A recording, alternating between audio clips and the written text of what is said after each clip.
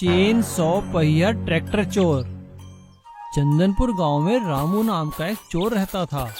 वो अपने गिरोह के साथ चंदनपुर की गुफाओं में रहता था और आसपास के गांव में चोरी करके अपनी गुफा में सुरक्षित पहुंच जाया करता था। चंदनपुर और आसपास के गांव वाले बढ़ती हुई चोरी की घटनाओं से बहुत परेशान थे।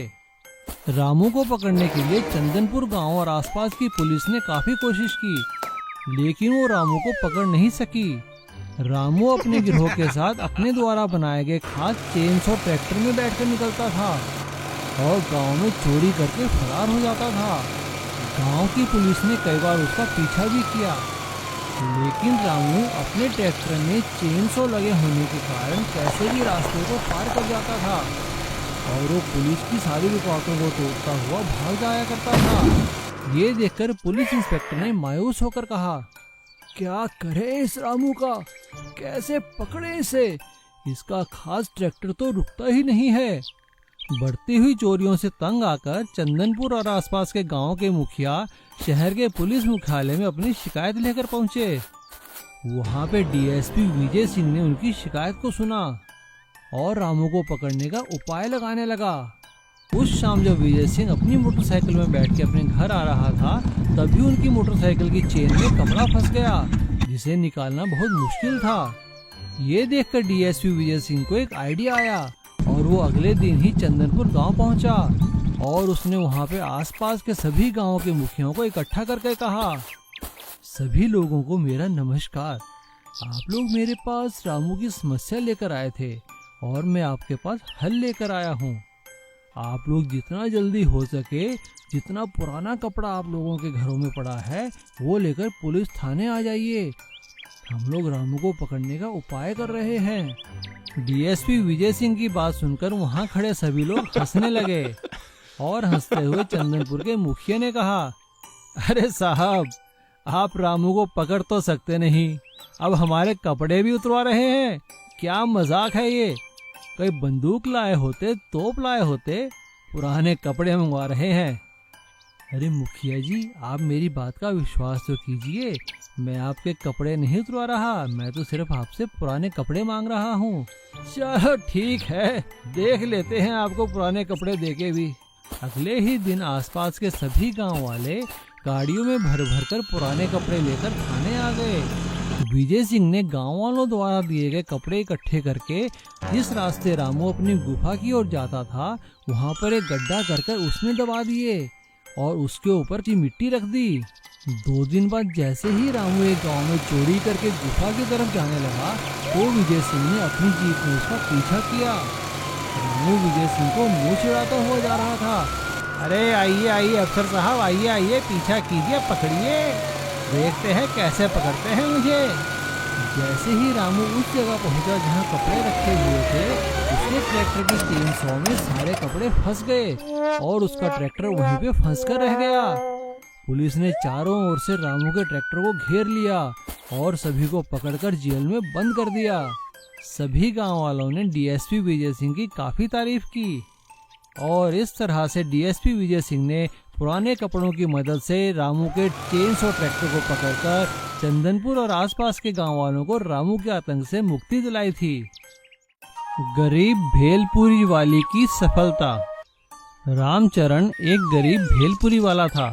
वो गांव में अपनी बीवी कमला और अपने 2 बच्चों के साथ रहता था और सुबह सुबह एक टोकरे में वो सारा सामान लेकर गली गली गांव गांव भेलपुरी बेचा करता था और शाम को जो भी आमदन होती अपनी पत्नी कमला को दिया करता था।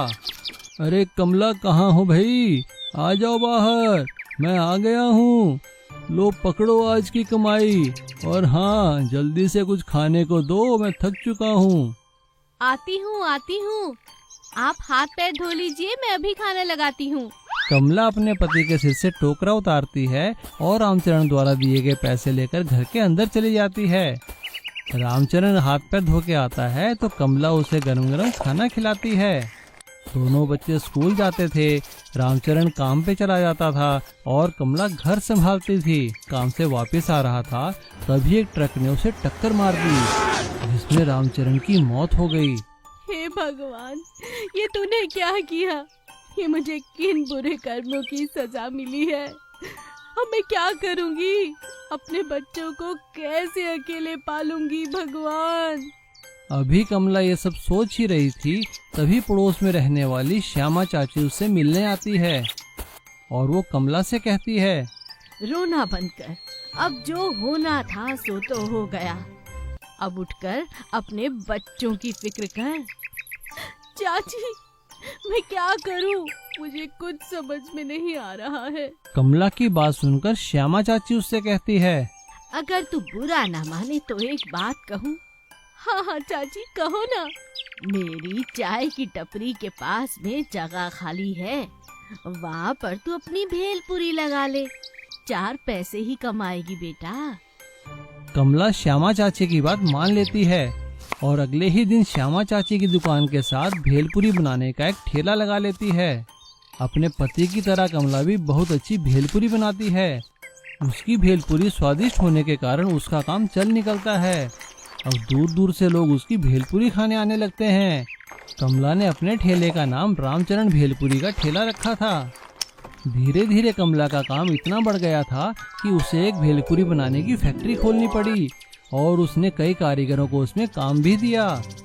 अब कमला लोगों को दुकान में भेलपुरी के अलावा पैकेट में भेलपुरी बनाकर भी बेचने लगी, जिससे कि उसके भेलपुरी की दूर दूर सप्लाई होने लगी और कमला की बनाई भेलपुरी रामचरण भेलपुरी के नाम से कई शहरों में बिकने लगी और कमला के बच्चे एक अच्छे स्कूल में पढ़ने लगे। कमला इतनी कामयाब होने के बाद भी श्यामा चाची को नहीं भूली थी। एक दिन श्यामा चाची जब कमला से मिलने आई तो कमला ने श्यामा चाची से कहा, श्यामा चाची, आपका बहुत बहुत धन्यवाद। मेरे बुरे वक्त में अगर आप मुझे सही सलाह न देती तो आज मेरा ये हाल ना होता। मुझे आपके आशीर्वाद की और आपकी सलाह की उस समय बहुत जरूरत थी। आपका बहुत बहुत धन्यवाद चाची। कमला की बात सुनकर श्यामा चाची की आंखें भर आई और उन्होंने कमला को गले से लगा लिया। गरीब का जादुई लकड़ी का फ्रिज। एक गांव में नंदू नाम का एक लकड़हारा रहता था। नंदू रोज सुबह जल्दी उठकर जंगल में जाकर लकड़ियां काटता और वापस आकर उस लकड़ी से ढेर सारा फर्नीचर बनाता था। उसका काम सही चल रहा था, लेकिन धीरे धीरे उसका काम कम होने लगा क्योंकि गांव में एक नया फर्नीचर का शोरूम खुल गया था, जिसमें फैक्ट्री में बना हुआ लकड़ी का सामान बेचा जाता था, जो कि दिखने में बहुत ही खूबसूरत लगता था। अब नंदू से कोई भी सामान खरीदने नहीं आता था। एक दिन जब नंदू इसी चिंता में अपने घर के आंगन में बैठा हुआ था, तभी एक गांव वाला उसके पास आया। अरे नंदू, यूं मुंह फुलाकर क्यों बैठे हुए हो भाई? अरे क्या बताऊं कृष्णा, जब से ये नई दुकान आई है तब से तो मेरा धंधा ही चौपट हो गया। अरे तो इसमें मुंह फुलाने वाली क्या बात है? भाई नया जमाना है, लोगों को वो चीजें अच्छी लग रही हैं। तुम एक बार आकर देखो तो सही दुकान में कि क्या फर्क है तुम्हारे और उसके काम में। नंदू उस गांव वाले की बात मानकर उसके साथ फर्नीचर की दुकान में गया। वो वहां पर लकड़ी की तरह तरह की चमकदार चीजें देखकर हैरान हो गया। खासकर वहां एक लकड़ी का फ्रिज देखकर वो बहुत हैरान हुआ, क्योंकि अब सभी गांव के लोग जिनके पास पैसे थे वो लकड़ी का फ्रिज खरीद रहे थे। तभी नंदू की पत्नी अपने बच्चों को लेकर वहां आती है। नंदू को देखकर उसकी बेटी मोना उससे कहती है, पापा पापा, देखो ना कितना अच्छा फ्रिज है, क्या हम फ्रिज खरीद सकते हैं? नंदू को हैरान देखकर उसी गांव वाले ने नंदू से कहा, नंदू देखा तुमने क्या फर्क है? ये देखो फ्रिज, क्या तुम ऐसा फ्रिज बना सकते हो? हाँ यार, तुम ठीक कहते हो, लेकिन मैं कोशिश तो कर ही सकता हूँ। मोना अपने पिता की बात सुनकर निराश हो जाती है और रोते रोते घर वापस आ जाती है। अपनी बेटी को रोता हुआ देखकर नंदू को बहुत दुख होता है और वो मन ही मन लकड़ी का फ्रिज बनाने की ठान लेता है। अगले दिन सुबह वो जंगल जाकर लकड़ी का फ्रिज बनाने के लिए लकड़ी काटता है और घर वापस आकर एक लकड़ी का फ्रिज बनाता है। जब मोना स्कूल से वापस आती है तो वो लकड़ी का फ्रिज देखकर बहुत खुश हो जाती है। मोना अपने दोस्तों को भी वो फ्रिज दिखाती है।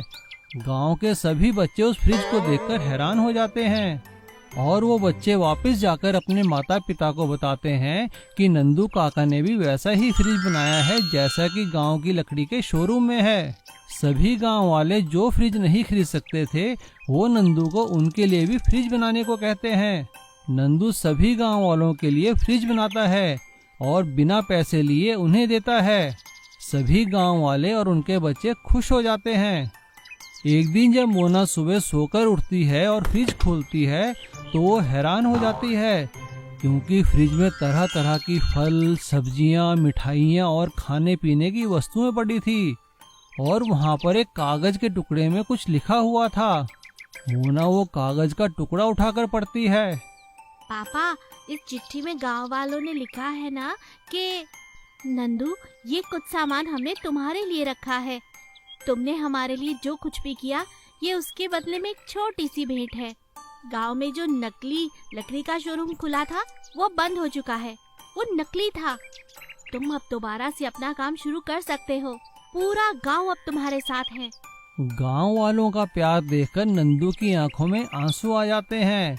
नंदू फिर से मेहनत करने लगता है और तरह तरह की चीजें और फ्रिज बनाने लगता है और वो अपने परिवार वालों के साथ फिर से खुशी खुशी रहने लगता है।